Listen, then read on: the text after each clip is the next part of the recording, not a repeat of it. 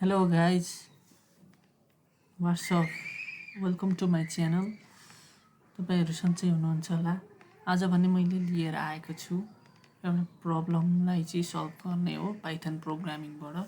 Problem चाहिँ सेल्सियसलाई फरेनहाइटमा convert गर्नुपर्ने छ। त्यसका लागि सर्वप्रथम कुरा के बुझ्नुपर्छ भने 0 डिग्री सेल्सियस = 32 फरेनहाइट हुन्छ। हामीले यो स्कुलमा पढ्दै आएको हो साइन्समा थर्मोडाइनामिक्समा। र यसको फर्मुला रहेको छ सेल्सियसलाई फरेनहाइटमा कन्भर्ट गर्नुपर्नु भने यसको फर्मुला यहाँ दिएको छ। Fahrenheit = Celsius * 9/5 + 32। अब भने म मेरो भिजुअल स्टुडियो कोडमा जान्छु र यसलाई प्रोग्राम गर्छु पाइथनमा। म भिजुअल स्टुडियो कोडमा आइसकेको छु। तपाईहरु पनि आफ्नो ल्यापटपमा आफ्नो डेस्कटपमा गएर भिजुअल स्टुडियो कोड गुगलमा सर्च गरेर डाउनलोड गर्नु र त्यसलाई सेटअप गर्नु। अहिले म त्यता गइन। सर्वप्रथम त म यहाँ माथि जान्छु एक्सप्लोररमा र यहाँ म एउटा फाइल बनाउँछु पाइथन फाइल celsius.py भनेर मैले यहाँ फाइल बनाएँ। अब यसको लागि भने म प्रोग्राम गर्न जाँदैछु। सर्वप्रथम म डिफाइन गर्छु फंक्सनको नाम सेल्सियस टु फरेनहाइट राख्छु। म सेल्सियसलाई फरेनहाइटमा कन्भर्ट गर्नुपर्ने छ। यहाँ म सेल्सियसलाई प्रोभाइड गर्छु अनि म फर्मुला लेख्छु। अघि जुन हाम्रो फर्मुला थियो अब सेल्सियसलाई त फरेनहाइटमा कन्भर्ट गर्नु पर्यो। यो फर्मुलालाई म यहाँ लेख्छु। फंक्सन डिफाइन गरेर फरेनहाइट = सेल्सियस * 9/5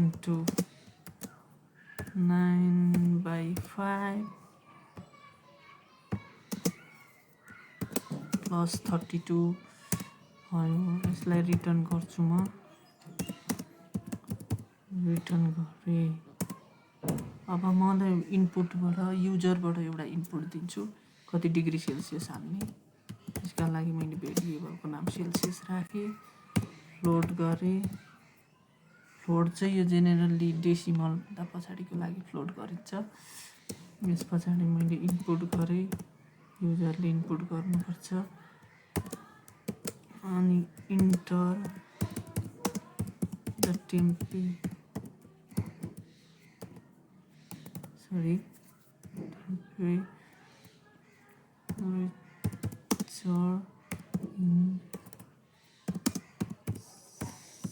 सेल्सियस गरेँ।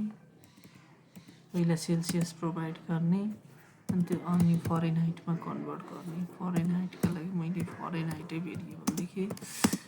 यसका लागि सेल्सियस टु फरेनहाइट मैले यहाँ इक्वल गरेँ। Celsius to Fahrenheit Celsius. यो गर्दा चाहिँ यो फर्मुलाले सेल्सियसलाई फरेनहाइटमा कन्भर्ट गर्छ र यो फरेनहाइटमा देखाउँछ। त्यसपछि प्रिन्ट गर्नुपर्छ। प्रिन्ट गर्ने प्रिन्टका लागि मैले लेखेँ यहाँ सेल्सियस डिग्री सेल्सियस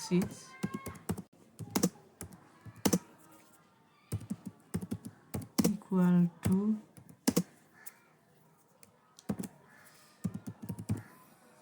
Fahrenheit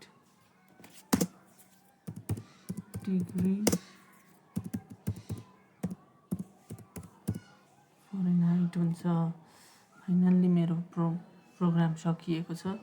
यो एफले चाहिँ के काम गर्छ भने यो जुन सेल्सियस छ यहाँ हामीले सेल्सियसको भ्यालु हाल्यौँ भने जस्तो यहाँ 32 हाल्यो भने 32 डिग्री सेल्सियस = 32 डिग्री सेल्सियसमा यहाँ कति फरेनहाइट हुन्छ त्यसको नम्बर दिन्छ। डिग्री सेल्सियस भनेर प्रिन्ट गर्छ। त्यसैले यो अगाडि एफ लगाएको हो भने यसलाई म रन गर्न जाँदैछु। टर्मिनलमा आउँ। Okay enter the temperature in Celsius भनेको छ। मैले human body temperature 37 degree Celsius हुन्छ र त्यसलाई कन्भर्ट गर्दा फरेनहाइटमा 98 डिग्री सेल्सियस हुन्छ कि हुँदैन। मेरो प्रोग्राम कतिको करेक्ट रहेछ म चेक गर्छु है। पहिले 37 हाने, इन्टर गरेँ। 37.0 degree Celsius is equal to 90.6 degree Fahrenheit. Exactly guys मेरो प्रोग्राम चाहिँ करेक्ट रहेको छ र करेक्ट एन्सर दिएको छ। सो तपाईँहरू पनि प्र्याक्टिस गर्नु यसरी नै। आजलाई यति नै guys. See you in the next video.